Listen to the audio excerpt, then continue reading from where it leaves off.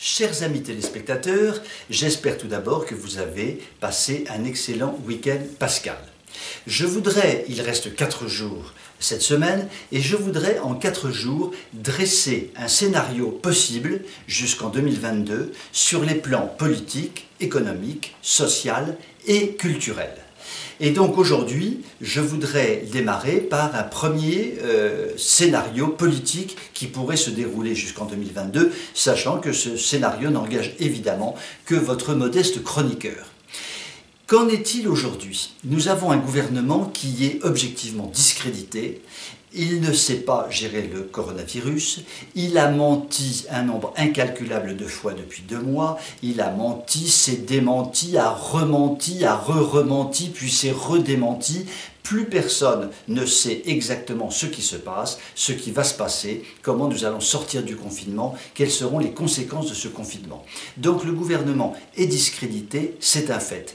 Et le législatif, fait preuve d'une inconstance et d'une nullité sans pareil. Nous avons rarement eu une majorité législative, qui est composée donc de La République En Marche, nous avons rarement eu une telle nullité dans l'hémicycle, avec des prises de parole qui sont au-delà du consternant.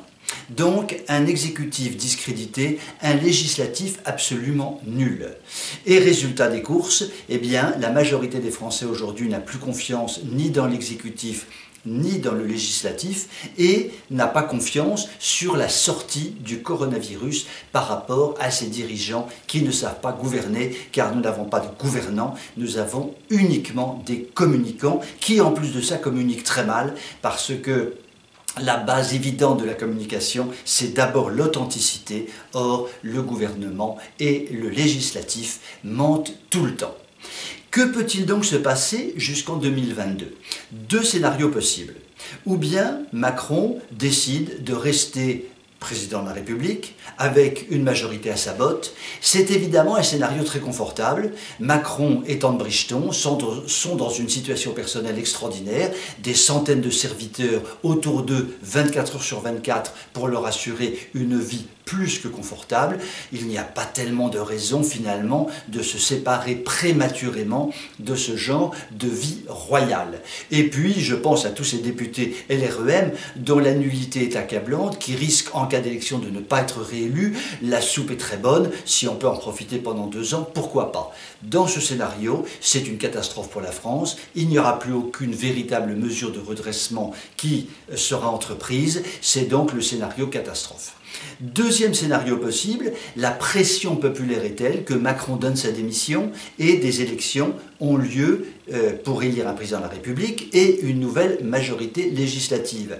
Mais vous allez me dire, oui, mais qui à la place de Macron? Eh bien, un élu, un député me disait récemment, n'importe qui, mais plus Macron. Parce que Macron, c'est le pire d'entre les pires. Voilà. Alors c'est un scénario évidemment qui n'est pas très brillant, mais ça pourrait être éventuellement mieux que ce qui se passe maintenant.